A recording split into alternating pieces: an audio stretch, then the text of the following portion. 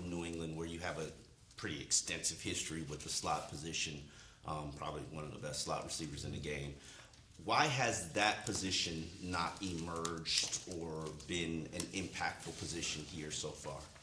Yeah, I think that that position is an important position to a lot of offenses, but I think at the same time, you always have to utilize the skill set of the players that you have.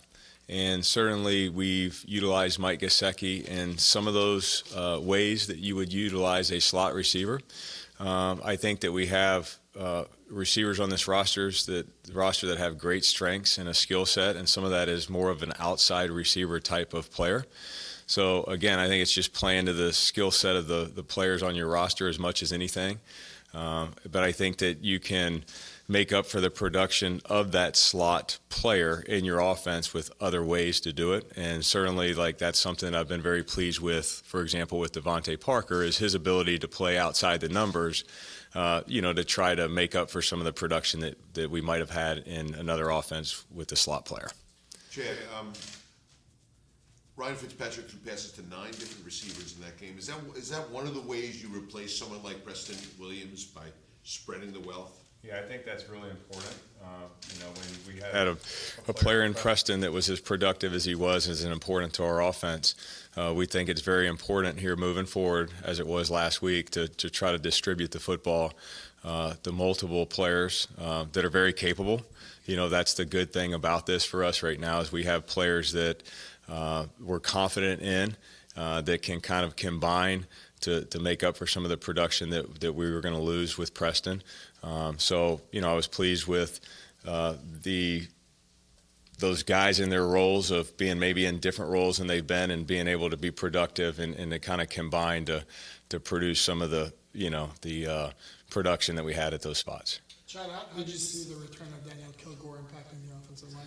Yeah, it was great. I mean, he came in, and the first thing he added a presence and a leadership, not only on the sideline but in the huddle, and he really played well for us. And it's nice to have a veteran, especially as important as that position is. And certainly that doesn't take away from what Bame did for us. I thought he really performed well, as I said, the last couple weeks, and really did well, especially under some circumstances. For him, the first time out wasn't easy. But Danny coming back really certainly was something that was positive for us, and I think he really added some leadership, and it was good to have him back. I'm sorry, as a follow-up to that, and how did Bame transition back to the regular? Yeah, I mean, he transitioned like we thought, and that is, he's a multiple position player that has some versatility. That's one of his strengths. So we have confidence in him at both the center and the guard spot. So we went into the game feeling that would be an easy transition for him, because he had played the spot before, and it's so close to obviously the center position, and there's so much of the communication that's carry over between those two spots that it was kind of a seamless transition for us, and I thought he performed well. Chad, how did you assess how the offense played in general? Because ball security was key for you all, but the 229 yards didn't really jump off the page. Yeah, I mean, I think that sometimes statistically, when you look at that at the end of the game, it doesn't tell all the story. I thought there was definitely some times that we played situational football and played kind of complementary football and did what we had to do, whether it was at the end of a drive to ensure a field goal and decent position to kick the field goal and some of those things. So I think that there was obviously some things that we did that were very positive. And as always, when you come out of the game, there were some things that we definitely need to improve on moving forward. But I think that's true of every game, win, lose. And that's something we talked to the team about yesterday, is just the areas of improvement and then building on some of the positives that we had in the game. So I think in the end, we're looking for overall consistency to be at the highest level, and that's the goal. And I thought that, throughout the game, there were times that we were consistent, and then, there was times where we needed to be better. So. One of those situations, I think, was when your quarterback was pulled from the game by officials. The 3 runs there, was that just to ensure that you guys would be out of that with a field goal? Yeah, I mean, I think that, we're always going to do what's best for the team. And certainly in that situation, we've had a lot of confidence in our kicker, and we should, because he's performed so well, especially in this last game. And when you have as much confidence in your kicker and you know where the ball's located, that, that plays into the decision to run the ball or pass the ball. Ken Balaj came out of this game with a 2.2 average. What has to happen for that to get where you want to be? I think that Kalen had an opportunity to play more with Mark not being in there, and I think that, again, that position relies so heavily upon the other players, and it's just not him. It's the success of the runs and the success of the plays he's in on that are the passes rely, again, on the other 10 guys out there, and certainly that's something that we're looking to improve is we're looking to improve our run game, and among other areas we need to improve, but it's all 11 guys doing their job a little bit better for Kalen to do his job better. How much better does he have to do his job? Well, I think that it's, we're asking all players to improve in specific areas, and certainly Kalen is a player that has prepared well, he's practiced well. I think that he'll continue to get opportunities for us, and I know he's going to try to make the best out of those opportunities, and I know that the other members of the offensive unit are also looking to do their job better too, so he can do his job better. Did you think Laird and Gaskin handled their first action on offense? Yeah, I think that they handled it well, for being the first time, and we had very specific roles for them in the game. We had kind of menus of plays that would be their plays, so it wasn't in a situation for them that they were going to have to know the entire game plan, which I thought was important. Both of them prepare very well, so we were confident that they were going to know those plays that they had within their role, and I thought that they both performed well. They were limited on the snaps, but certainly they had contributions in the game that helped us. Why Alan Hearns as the starting, I don't know if you call him a flanker or split? Yeah. Alan is somebody that is really, I use the word dependability with Alan. Since he's come here, he's been a detailed, dependable, accountable player for us. And I know that that's one of the reasons we have a lot of confidence in Alan, is that he's always going to do the right thing and be in the right position. I know that Fitzpatrick has a lot of confidence in him, just as the coaching staff does. And, certainly I think he's made the best out of his opportunities when he's been out there. He's made some tough catches. I think he brings toughness to the position.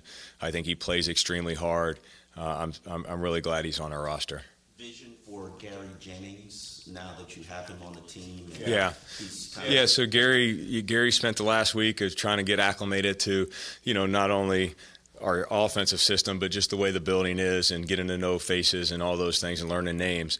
So we went through that last week, and now we look forward to kind of building on that this week and continuing to see how he can progress. It's always a great challenge when you have a new player that comes into a system and a new organization for them to get caught up as fast as they can. But I would say the way he's worked and the way he's approached it here has been impressive. And if he continues to do that, I think that he'll be in a position where he'll have an opportunity if he continues to progress and work. And this week we're going to, continue to work with him on the field just like we do all the players that come new to the system. But, I think that as we tell all the players, your role is kind of dictated on what you do at practice. So we'll continue to monitor that and see how it goes for him. Kim, do you just give him one spot to learn considering he's coming in so late? Or Yeah, I do think it's important to not put a player in a position where he's trying to learn multiple roles early.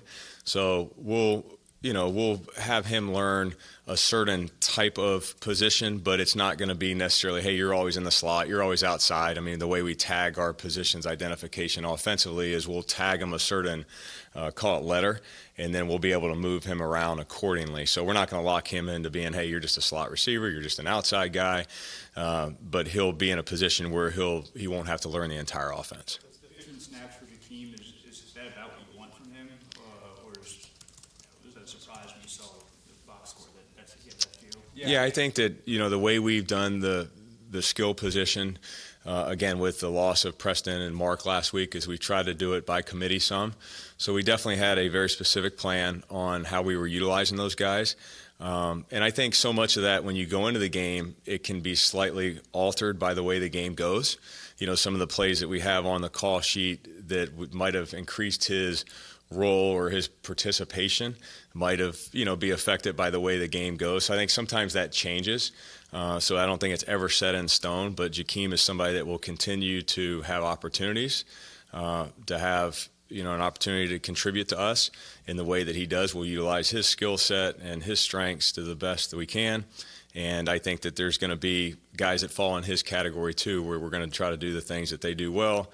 And if that's 10 plays, it's 10 plays. If it's 50 plays, it's 50 plays. Chad, you're playing the Bills for the second time in a month. Invariably, when that occurs, do you expect to see different things than you did the first time? Yeah, we do. I mean, that's what we're going through right now. This morning we spent a lot of time studying our tape from last game and really looking very closely at what we did, what our strengths were in that game, what our weaknesses are, and kind of knowing that the Bills would be doing the same thing.